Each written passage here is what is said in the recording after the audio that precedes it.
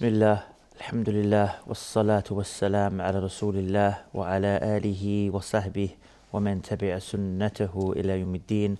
Assalamu alaikum wa rahmatullahi wa barakatuh. Welcome again to another episode of your weekly Islamic chat show, Guest of the Week, coming to you from Sharjah Television, Sharjah Broadcasting Authority. As always, I'm your host, Ismail Bullock, and today, inshallah, we want to talk about a very important hadith that talks about our status, or what part of what will happen to us on the Day of Judgment. And to do that with me, inshallah, is brother Muhammed Khan. Assalamu alaikum. Alaikum salam. So I mentioned that, obviously as Muslims, we believe, as part of the 6 articles of faith, that there will be Yawm al-Qiyamah, or there'll be the Akhirah, there'll be the afterlife, there'll be a Day of Judgment. And today we're going to discuss a hadith that talks about something we must go through, or something we'll be asked about before we can even, I guess, move onwards on the Day of Judgment. So inshallah, today we're going to talk about that, and we're going to emphasize on these important points that I mentioned in this hadith. Yes. Inna alhamdulillah wa salatu wassalam ala rasulillah amma ba'd. The hadith which we will be discussing today is a hadith mentioned in Sunan Tirmidhi, and which is classed as Sahih by Shaykh Albani, and this is hadith number 2422, wherein the Prophet ﷺ said, لا تزول قدم ابن آدم يوم القيامة, that the 2 feet of the son of Adam will not be able to move until and unless they answer 5 questions. And this is what we will be discussing, inshallah, that what are these 5 questions which we need to prepare, and what are the answers which we should be ready with on the Day of Judgment to answer Allah subhanahu wa ta'ala. But before that, as you rightly said, that we need to highlight this point, that Day of Judgment and Day of Resurrection, this is a day of accountability. This is the day of recompense. And on that day, we will just get our results. And this life of this world, this is our test, where we should work hard, we should strive, and we should strive hard to achieve the best results on the Day of Judgment. And Muslims, they know this, that belief in the Day of Judgment is an article of faith. It is one of the pillars of Iman. If someone he doesn't believe in the Day of Judgment, he is, there's a question on him being a Muslim. And likewise, we recite Maliki Yawmiddin every day, no less than 5 times in 5 salah, we recite this Maliki Yawmiddin. That is, we praise Allah subhanahu wa ta'ala, who's the Malik, who's the owner, who's the judge of the Day of Judgment. Yeah, exactly. Because a lot of people, sometimes we recite these verses and we don't ponder or reflect or realize the meaning. So you're saying, like you said, you're saying this every day. So you're establishing the belief, and that Allah will be there and Allah will judge us, and He is the master or the owner of the Day of Judgment. That's right. And that's a day of accountability, the day of justice, the day of recompense, the day when those who have done good in this world, they will get the rewards, and those who have done bad in this world, they will get the punishment. So it's, we can see this through a parable in this world. Like if there is a student in a university, if he strives hard, if he studies for his exams, if he does well, he gets the reward. He passes, he gets a doctorate, or he becomes an engineer, whatever, with his name. So he gets the reward, he passes out. For the one who is, careless, heedless, and he just, plays around, he doesn't care about his examination, he doesn't care about the results, then we see what is the condition of such a person. So having, this similar example, we need to keep Yawm al-Qiyamah as our focus, that on that day, we will be given the results. It's just something that it reminded me of there, because I think it's also important for some of the viewers, some of the Muslim, maybe some of the non-Muslim viewers, is that you gave the comparison on an exam. Now, also, what I always like to mention is, because sometimes you have people who say, like, why should we have to have one particular way of life or one particular religion and follow one particular book? Why can't we just take from everywhere, be wonderful people, and that's more than enough? And we can give the same kind of comparison, that if you were to be studying to pass certain exams, you can't just not study the curriculum for those exams. And if you have history, maths, English, science, but you decide to go and read art, drama, That's right. movie making, and whatever else. You're not going to, four completely different subjects, with the intention of I'll be okay in the end because I'm a good guy and I'm studying some other interesting stuff. You're not going to pass those particular exams that you're due to, The core you're subjects. supposed to pass. So Yeah. likewise, we have to have a clear path, and we know that's the Quran and the Sunnah that teaches the Prophet Muhammad peace be upon him. We have to have these to be able to follow these to, inshallah, enable us to pass the ultimate test. That's right. And as you said, we have the curriculum, we have the syllabus with us. Our Creator, our Khaliq, our Malik, He has given us the syllabus, that's the Quran and Sunnah, as to how to live your life. It's a complete way of life, it's a complete code of conduct, that what are you supposed to do and what are you not supposed to do. And in fact, we have the questions in advance with us. Like, what are the questions which will be asked? I mean, if we see technically, it's making it easy for us, to prepare, because if anyone, he gets the questions in advance, he will be the most happy person in this world. He'll say like, this is a great blessing. I can easily pass my university exam. I can easily pass my whatever he or she might be doing. So similarly, we should consider this to be an ni'mah from Allah subhanahu wa ta'ala, that He has already told us what questions will be asked, so that we can likewise prepare for them, appropriately, inshallah. And as I said, the syllabus for us is the Quran and Sunnah. So our focus should be Quran and Sunnah, and we should not, divert ourselves from that. And inshallah, if we hold on to the Quran and Sunnah, we will find ourselves, successful, and we will inshallah pass that examination. Coming to the hadith, this hadith of Ibn Majah, Sunan Ibn Tirmidhi, that the Prophet ﷺ said, on the day of judgment, the 2 feet of the son of Adam will not be able to move until unless he answers these 5 questions. What are these 5 questions? Number 1, his life and how did he spend it? Number 2, his youth and what did he do with his youth? What did he do about it? Number 3, his wealth and how did he earn it? Number 4, his wealth and where did he spend it?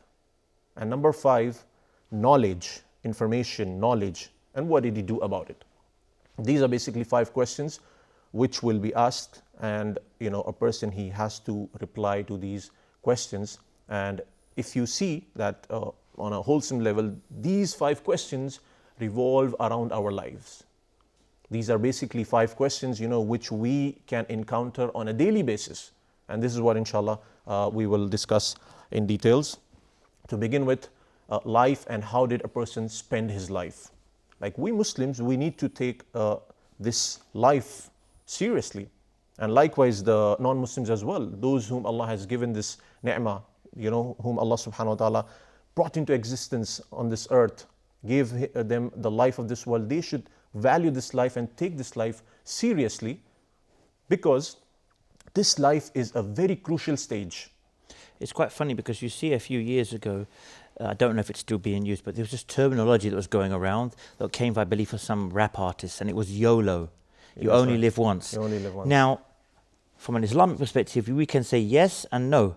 We believe that you will live again in the hereafter. But you could also implement that of, yes, you do only live once in this world. This is your only chance.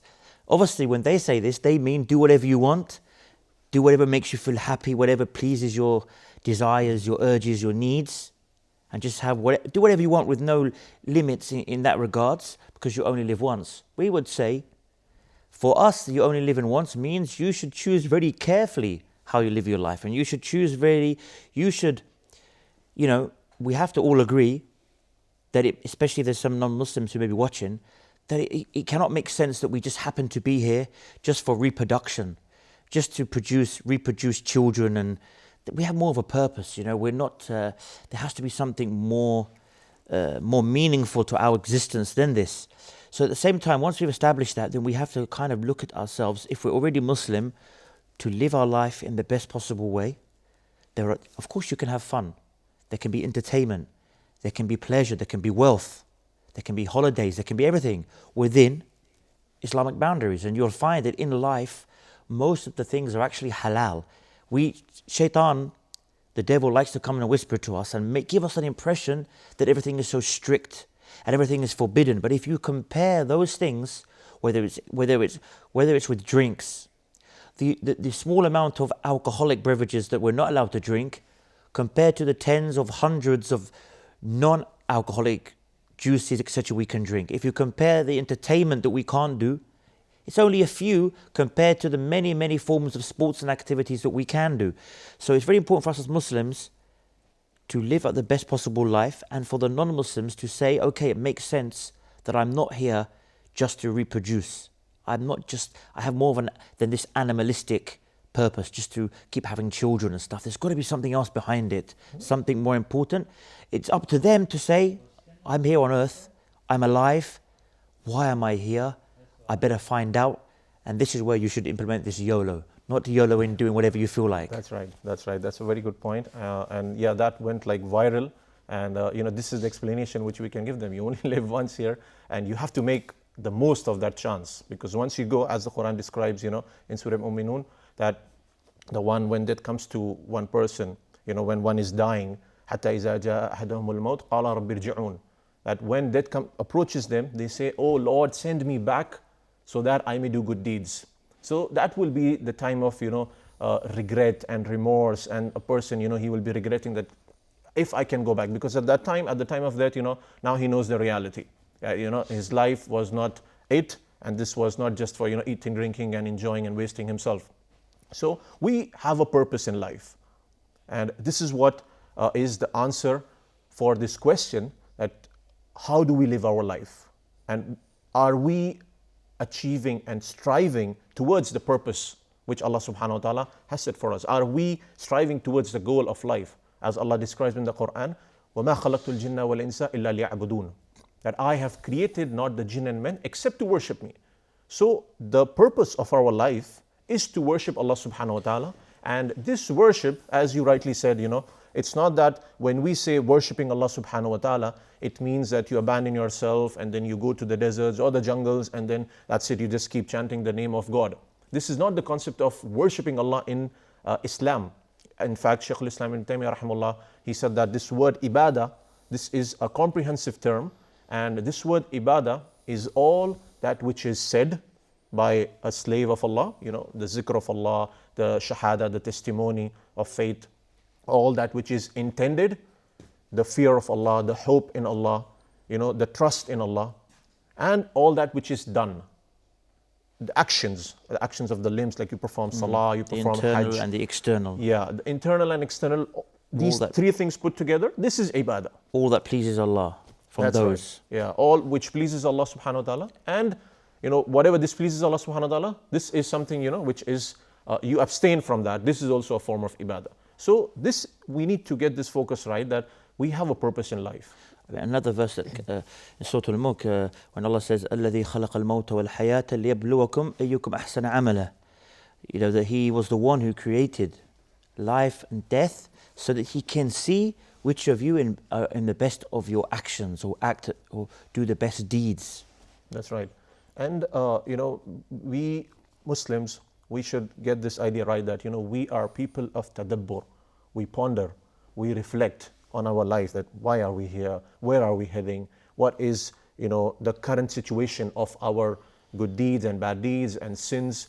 We are people who should do tadabbur, not like being heedless and careless and neglectful about the happenings in our world, and that will lead us to destruction. Inshallah. And on that note, we'll just take a quick break. Please join us after the break.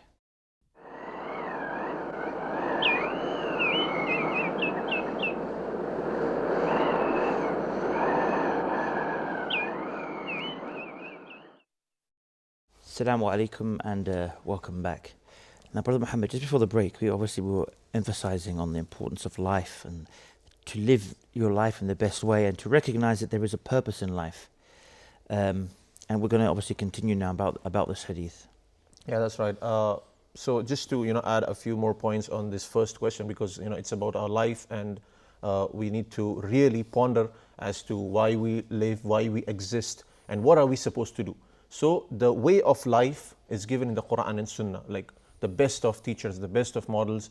Prophet Muhammad was sent by Allah subhanahu wa ta'ala for us to imitate him, to follow him, to take guidance from his teachings. We are supposed to look at his lifestyle, we are supposed to follow him. And the point which I mentioned, that what should be our focus should be our focus. First comes first. We have to know that what is first. The ibadah of Allah subhanahu wa ta'ala, fulfilling the rights of Allah, fulfilling the rights of the creatures. And we cannot go about saying that, as many people they say, okay, I'm doing good things in my life. I'm doing, I'm helping the poor, and I'm, feeding, I'm taking care of the animals and the environment. But some people, they come up with the idea that, but we don't believe in Allah. We're doing good, but we don't need God in our life. So if we can understand this through an example, like if someone, a person, he's hired in an organization and he's hired for a job, for a specific job, say a job of marketing. Now this person, he comes daily to his office, and then he makes coffee for the people at office, and then he helps them clean the office, and he helps the accountant, he helps the one who is into sales. But then ultimately he's not focusing on his actual job profile. The actual job profile is, you have to focus on marketing, you have to bring a plan, a strategy in marketing, then only you will be kept there. If we see logically, anyone will answer that the boss will fire him, the CEO, his manager will fire him. Even though everybody will say he's a wonderful guy, he right. comes every morning and gives us all a coffee and whatever it may be, he's wonderful character, such a pleasant guy. But at the end of the day, like you said, the boss will say, okay, that's from that aspect. But the main task he's been given, he's failed in it. So I'm going to have to let him go. That's right. That's the reality. That's the reality. And this similitude, we should apply in our life. As for the Muslims and non-Muslims, those who come up with the idea that we are doing good, but we don't need this way of life, we don't have to follow Islam, we don't want God in our life, we tell them the ultimate purpose of human beings is to worship Allah. This is the first. And subhanallah, Islam is such a beautiful religion that all the good things which you could imagine from a humanity perspective, from individual, on a collective level, everything is, alhamdulillah, there in Islam. It's a religion of mercy, kindness, generosity, helping the poor, and everything, alhamdulillah, is there. So get our focus right and know that the purpose of our existence is to worship Allah, and we need to get this straight. We need to become people of tadabbur. We need to reflect as to why we exist. Then only we will be able to answer this question as to our life and what did we do with it. Question number 2, your youth, and what did you do about it? How did you spend it?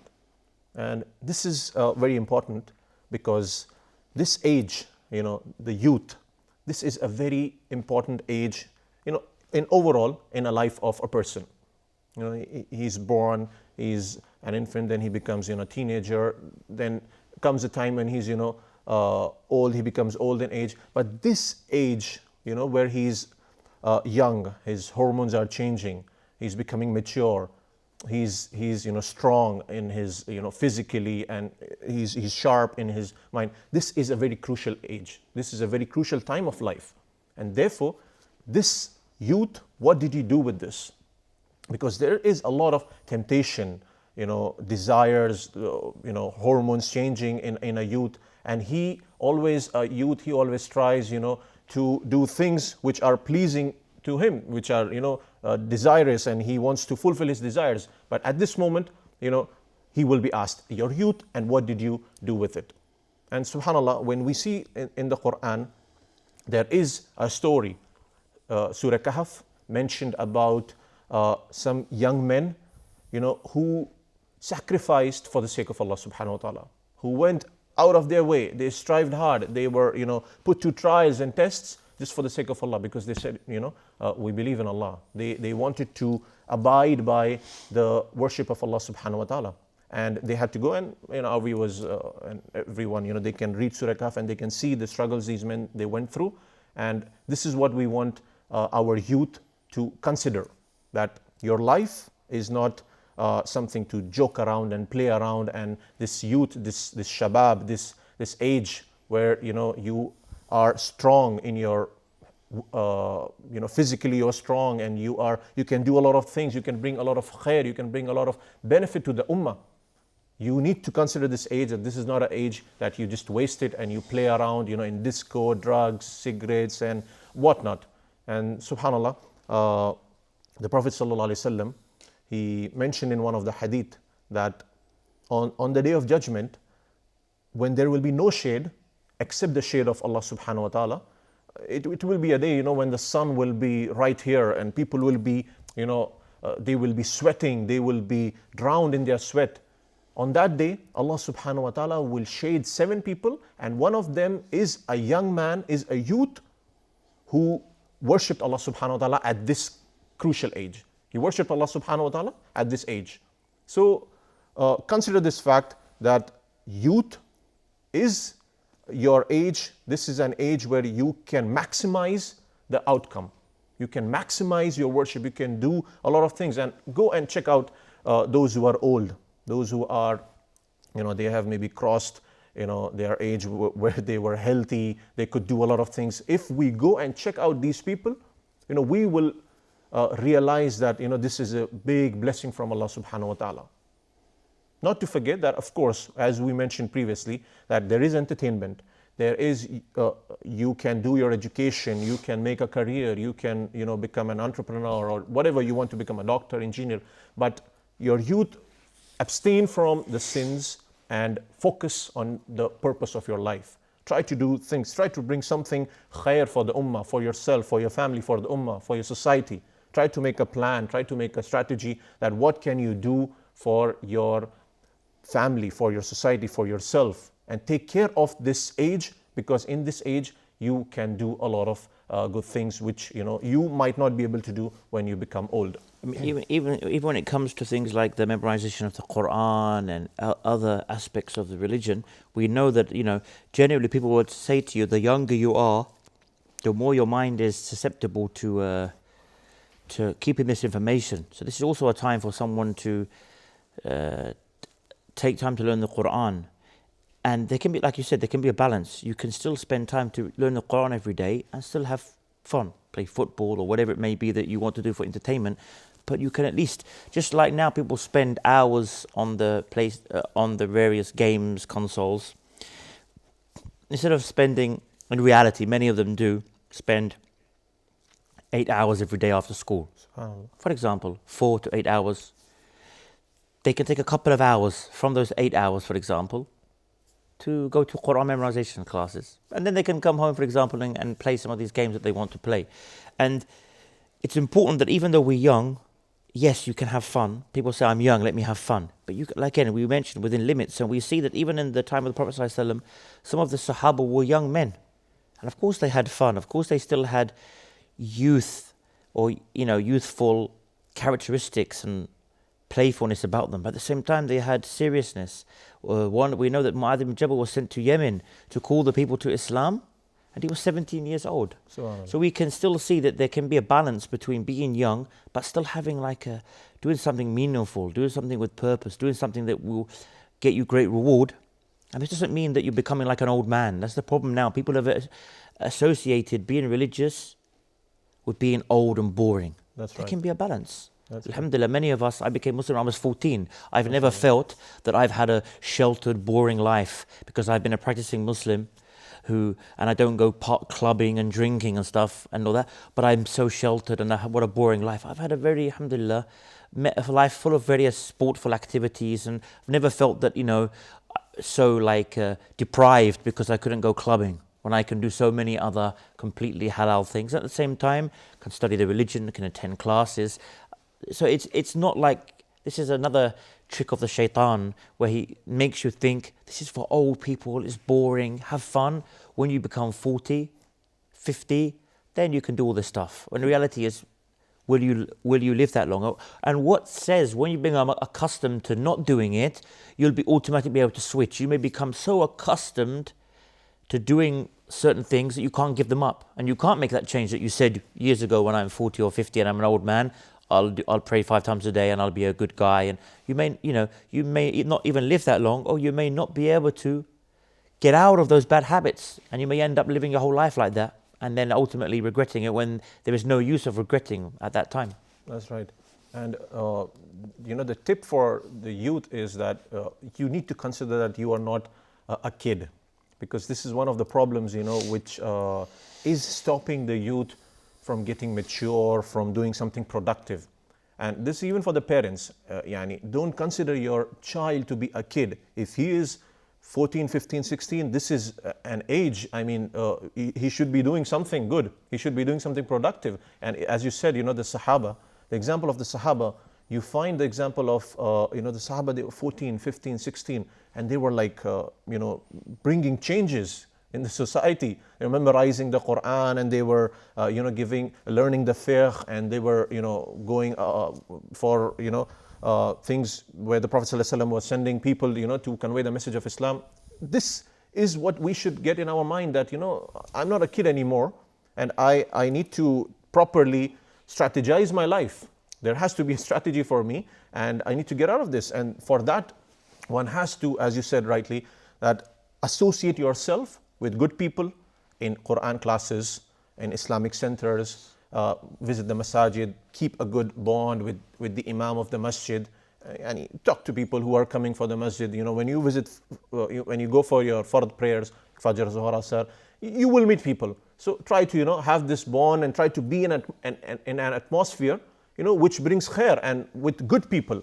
Because this is a very big problem, that even, like I've seen some youngsters, they want to be good Muslims. They want to, do something good and productive. They want to give da'wah, they want to learn Islam, they want to practice Islam. But because of their companionship, because of the friends, the type of friends they have, the type of companions they have, in their neighborhood or in their university, in their colleges, they are, taken a step back, or, they are kind of, pulled back from bringing that change and from doing that productive, whatever they wish to do. So keep yourself associated with good friends, and this is very important. Like, hopefully we, you have done an episode on this. People can find that on Friends. That it's very important to keep good company, and this is especially for the youth. If you want to safeguard your youth, it's very important that you keep good friends. As the Prophet ﷺ said, "Ar-rajulu ala dini khalili," that a person is upon the way of his friend. So there is this, influence happening. If you have a good close friend, person is upon the way of his close friend. If you have a good close friend, you will take something from him and you will give him something. This phenomena will take place. Those who say, no, nothing happens. My friend, he smokes cigarette, he drinks, but I wish to go to pray and wish to go to Islamic courses and lectures. This doesn't happen. This is not how you can describe this. This phenomena will take place. You will get some bad habits. Maybe the way he speaks, the way he looks at haram things, or so. Similarly, you need to make sure that you have a good companionship, you have good friends around, and you associate with people, those who are good. So inshallah, this will help you be productive. This will protect you from committing sins, inshallah. On that note, we'll just go for a short break. Join us inshallah after this break.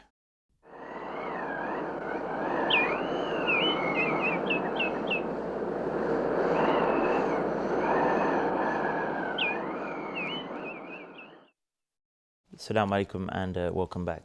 Just before we finish on the topic of youth, you mentioned about the companionship and the effect, and it reminds me of that famous hadith where the Prophet ﷺ said that the likeliness of a good companion is like the seller of perfume.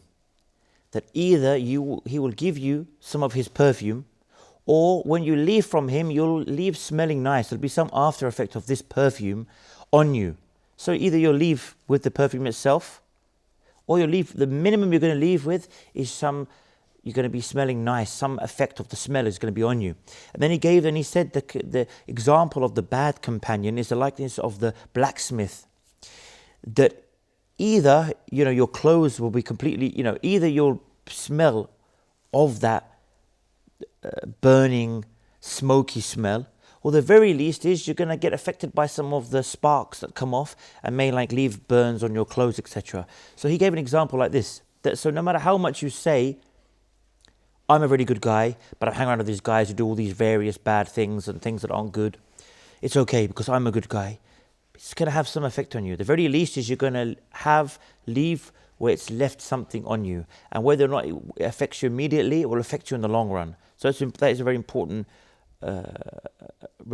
part of, and how many times we see guys who are very good and they go in with that concept. Sometimes it can work where you say, I will try and some people may be very influential on others, and they may have an overwhelming character where they're like natural leaders, where people like to follow them. But there's a few of those people. They're not the average. So as a general rule, you shouldn't go in with that kind of attitude that I will change everybody. You may be able to go sometimes to these people who used to be they're your friends, but you become a better person and you're trying to advise them, but not like this regular getting together where eventually it will have an effect on you. And I mean, I think I can speak myself from being at one stage of my life in a particular corporate environment where nobody around was you could say, nobody around me was practicing, and I noticed the weaknesses, you could say, I felt personally from being practicing was there were some areas that were declining because of the environment I was in on a daily basis from 9 to 5. So no doubt this will have an effect. That's right. So our youth, they can take this, from this episode that they need to consider their life as precious. They need to be productive, do things which are productive.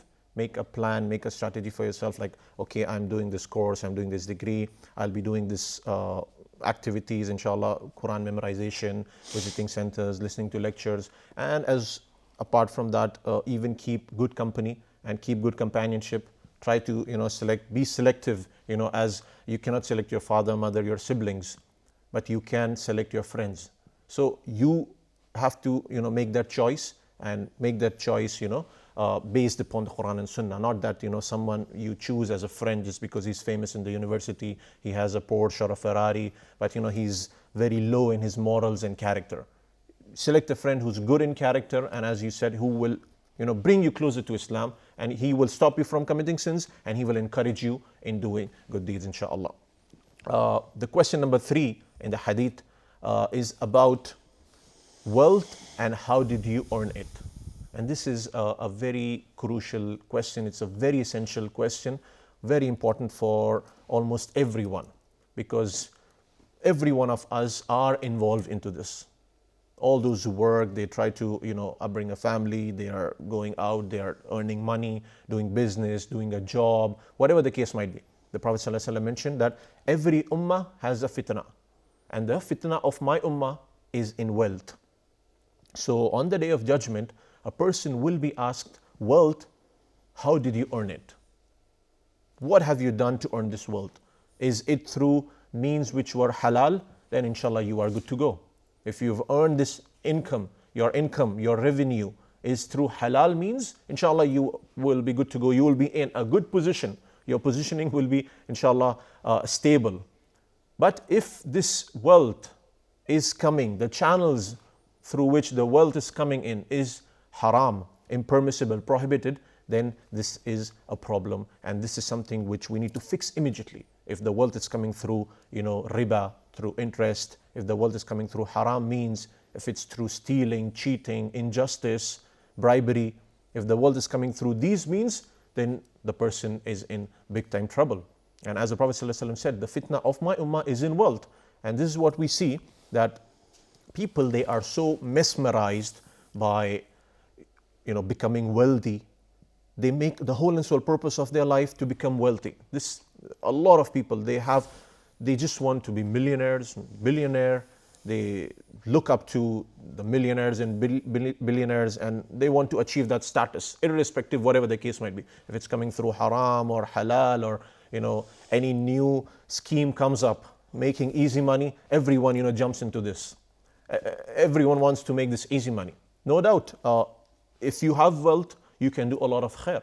And again, when we highlight this point, it doesn't mean that you should be poor, you should not earn, you should not, if you're aiming high, this is wrong. No, this is not the case. In fact, Usman radiallahu anhu, he was wealthy, but his earning was from halal, his giving was in halal, so it was in good causes. So if you have this in your life, it's all good to go. But what we are talking about people who become mesmerized with wealth, that they don't care where is the wealth coming from and how do I earn. They don't care. It's just how much is my balance, how much has been credited. It's also, on the flip side of that is, what do you do with this money? Again, you've been giving this wealth, are you spending it in charity? Are you spending it frivolously? We know in the Quran it says, إِنَّ الْمُبَذِّرِينَ كَانَ إِخْوَانَ الشَّيَاطِينَ, that the ones who are wasteful, they are like the brothers of the devils. So so it's important for us not to be wasteful. We know even when it comes to the Prophet ﷺ said, even if you're making wudu, you're washing yourself for prayer, in a running river, not to waste the water. Now the running river, the waters that you're doing is going to go back inside. But the emphasis here is, it's this kind of hadith where there's a very big emphasis on, even if you assume that there's so much water, don't waste it. Use as little as you can when you're washing yourself. So it's important that at the same time, and it doesn't mean, of course, some people have money, they dress smartly, they buy a nice car, but it shouldn't be to the extent of the person, he is ridiculously, extravagantly, over the top, spending all of his money on cars and he's not giving any charity, for example. He's not helping to build a mosque. He's not sponsoring orphans, this kind of thing. Because if everybody had money and spent it only on the fast cars and the big houses and the traveling around the world and didn't give any charity, who will help the poor people? Who will sponsor the orphans? Who will build the houses and the schools, and who will provide relief for disasters like we recently seen in different places in Africa, floods, etc. Who will help them if everyone's only focusing on spending frivolously this money? So this is also important, not just how you earn it, but how do you spend it? That's right. And do you give back? Yeah, the both questions which are related. Yeah. At the end of the day, we believe as Muslims that this money is a blessing from Allah. Allah is the one who's enabled you. It's not from your great wiseness only or your great business. Ultimately, this is from Allah. Because you find some people who don't really have much of a business brain, but subhanallah, they have money and they have wealth, whether it's inherited from family, whether it's they had one basic business idea, and everyone's shocked, how did this simple idea become a global chain of restaurants or a global chain of whatever it was? And this person could have been a street cleaner, but he just had an idea. He managed to set it up and it took off and he became a billionaire. So ultimately this money is from Allah, so you have to give back. That's right. You have to think, at one stage, you may not have had that money, or you may not have that money. So while you have it, you need to give back to people who are less fortunate than you. That's right. And when we have this concept that the wealth belongs to Allah, and it is Allah who blesses us with wealth, and we are supposed to spend in good things, then we won't go towards the direction of earning it from halal, from haram sources, and spending in haram. Because we know that, as you rightly said, some people who are genius, who are very educated and skillful, still they have not made it. They have not been blessed by wealth, and this is out of Allah's wisdom. Allah is Al-Hakim. And there are some people, who have made it big, and they are now, they have empires and they have businesses, or maybe they are in positions, high positions. They might not be that smart, as compared to others, but it's Allah. It's completely, in the hands of Allah subhanahu wa ta'ala, whom He blesses with wealth, health, and knowledge, and so on and so forth. So, getting this idea right, that it is Allah who blesses us with wealth, and we need to take proper channels to acquire this wealth. Not that anything comes up, any new scheme or any new startup comes up, you put in this money, people don't check, is it halal, is it as per the Islamic guidelines, because subhanallah, if we read the books of hadith, if we look at the Quran, there are guidelines, and the scholars, they have put the books of buyu' as to how one should do transactions, financial transactions and business transactions, and so on and so forth. So get this idea right, that you earn from halal, spend in halal, and inshallah you will be safe from answering both of these questions. Because there are people who earn halal, they spend in haram. There are people who earn from haram, they spend in halal. Both of these categories won't suffice. They won't have proper answers to give as per the hadith, because they are in trouble. There is the one who earns from halal and he spends in halal. This is the one who will be successful, inshallah. The last question in the hadith, which mentions that knowledge and what did he do with it. So now this again applies to everyone, because those who are not striving to gain this knowledge about Allah subhanahu wa ta'ala, about how to worship Allah, about Prophet Muhammad sallallahu alaihi wasallam, about the Quran and Sunnah in general, how to live a life in general, they can also end up in problem, because Allah subhanahu wa ta'ala has revealed the Quran, He sent Prophet Muhammad sallallahu alaihi wasallam, He gave us guidelines, everything is there. Now if you, out of your laziness and being lethargic, being heedless and careless, you don't approach and you don't try to learn, you don't try to know about the laws and rules and everything, then you are in trouble. And on the other hand, the one who knows, the one whom Allah has blessed with knowledge, what has he done? So both of these categories apply in this question, that knowledge, what have you done with it? It's also important, I mean, we've only got a couple of minutes left, but it's important maybe as an ending point that, like you said, there is knowledge is out there.